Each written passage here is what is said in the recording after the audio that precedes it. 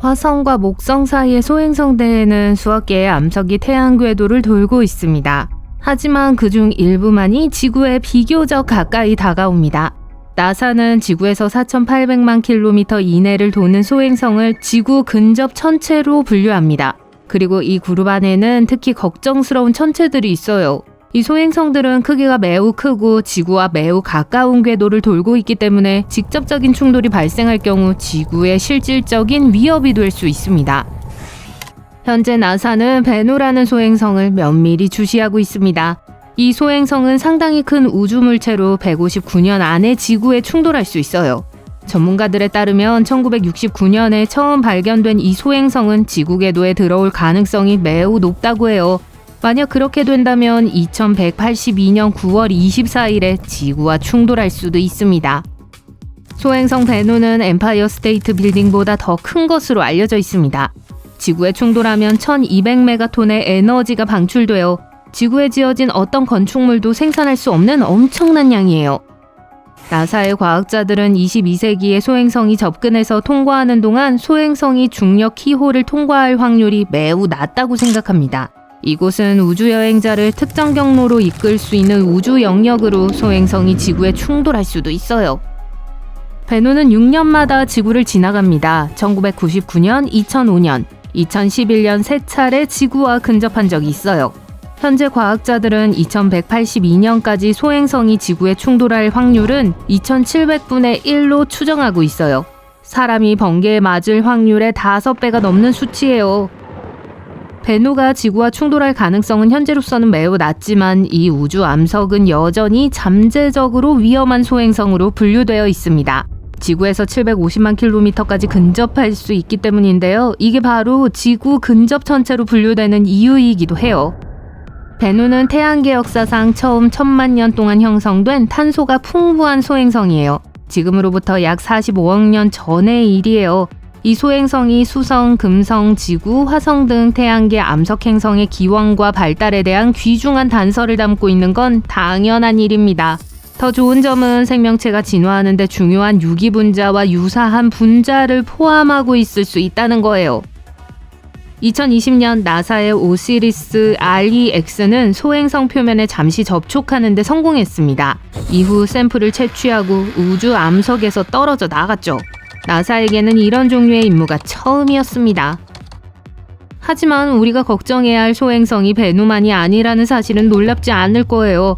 소행성 99942 아포피스는 우리가 조심해야 할 또 다른 우주 물체예요. 아포피스는 약 335m의 지구 근방 천체인데요. 2004년에 발견되었고 처음에는 지금까지 발견된 소행성 중 가장 위험한 소행성 중 하나로 확인되었습니다. 아포피스는 매우 빠르게 악명을 얻었고 지구에 심각한 위협이 될 것으로 여겨졌어요. 전문가들은 이 행성이 2029년에 지구에 불편할 정도로 가까이 다가올 것이라고 예측했습니다. 다행히도 천문학자들은 아포피스와 그 궤도를 면밀히 조사한 결과 적어도 한 세기 동안은 소행성이 지구와 충돌할 위험이 없다는 결론을 내렸어요. 2029년 충돌 위험은 완전히 배제됐고 2036년 소행성의 근접 접근으로 인해 발생할 수 있는 잠재적 충돌 위험도 완전히 배제되었습니다. 흥미롭게도 2021년 3월까지만 해도 2068년에 충돌할 가능성이 조금이나마 있었어요. 그런데 아포피스가 지구를 지나가면서 천문학자들은 이 기회를 통해 강력한 레이더를 사용해서 소행성의 태양 주위를 도는 궤도를 더 정확하게 예측할 수 있었습니다. 이를 통해 적어도 향후 100년 동안 충돌 위험을 배제할 수 있었죠. 이러한 발견이 우리를 걱정하게 만드는 이유는 집 정도 되는 비교적 작은 소행성이라도 지구와 충돌하면 큰 피해를 입힐 수 있기 때문이에요. 소행성의 크기가 1km 이상이면 천문학자들은 이를 행성 파괴자라고 불러요. 이러한 소행성이 지구에 충돌한 후 방출하는 충격 에너지는 파괴적일 수 있습니다. 그렇기 때문에 이러한 소행성의 위치와 이동 방향을 파악하는 것이 중요해요. 문제는 소행성 충돌로부터 지구를 보호할 수 있는 우리의 능력이 아직 최고 수준에 미치지 못한다는 거예요. 소행성 충돌은 장난이 아니에요. 그러한 재앙이 발생한다면 우리는 준비할 시간이 꽤 많이 필요할 거예요. 아마도 가장 잘 알려진 소행성 충돌 지점은 칙술로브 크레이터일 거예요. 공룡을 멸종시킨 끔찍한 충돌의 증거가 바로 이곳에 있어요. 이상하게도 이 분화구는 잘 보이지 않습니다. 하지만 다른 분화구들도 있어요. 예를 들어 애리조나에 있는 베링거 분화구는 유성 분화구라고도 불립니다. 이 분화구가 생겨나게 된 충돌을 생각하면 소름 끼치는 광경이 펼쳐져요. 어쨌든 우리는 이제 우주 암석이 지구뿐만 아니라 달, 수성, 화성에도 충돌한다는 사실을 알고 있습니다. 태양계의 어떤 암석 행성도 소행성의 충돌로부터 안전하지 않아요. 그렇기 때문에 우리는 태양계의 소행성 개체군을 찾아 목록화하는 것을 목표로 하는 천체 과학 기업을 보유하고 있습니다. 조금 무섭게 들릴지 모르지만 지구궤도 근처에는 지름 140m 이상의 소행성이 약 25,000개나 있습니다. 이러한 우주암석은 지구에서 도시 전체를 쓸어버릴 수 있을 만큼 큰 크기죠. 지금까지 이러한 소행성 중 50% 미만의 소행성만이 탐지 및 추적되었습니다. 또한 크기가 49m 이상인 물체도 약 23만 개에 달하는 것으로 추정되어 밀집된 도시 지역을 파괴할 수 있는 규모죠. 하지만 이 중 8% 미만이 발견되었습니다.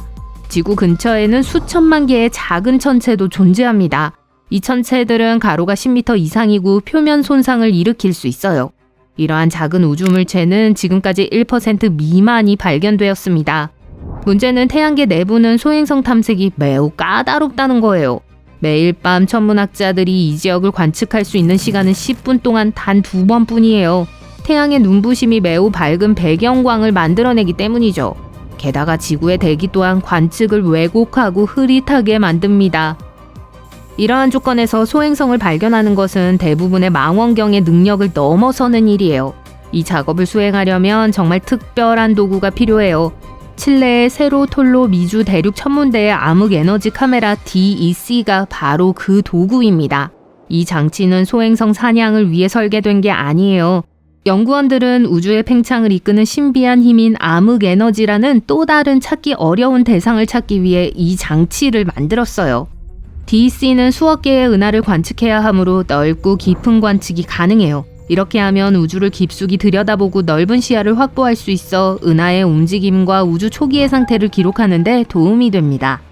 하지만 이는 또한 DEC가 태양 근처의 소행성을 발견하는 데 완벽하게 적합하다는 걸 의미해요. 내부 소행성은 드물고 희미하기 때문에 깊은 이미지가 필요해요. 과학자들은 우리 별 근처의 밝은 황혼 하늘과 지구 대기의 왜곡 효과에 맞서 싸울 수 있어야 하고 DEC는 이러한 목표를 달성하는 데 도움을 줄 수 있습니다. 암흑에너지 카메라는 2019년에 완료된 암흑에너지 조사를 수행하기 위해 제작됐어요. 이제 천문학자들은 카메라의 성능을 다른 작업에 사용할 수 있게 되었습니다. 그들은 DEC의 조사가 금성궤도 근처와 지구궤도 내의 천체에 대해 지금까지 수행된 가장 민감한 조사 중 하나라고 주장해요. 태양계 내부에 어떤 종류의 천체가 숨어 있는지 알아낼 수 있는 좋은 기회입니다.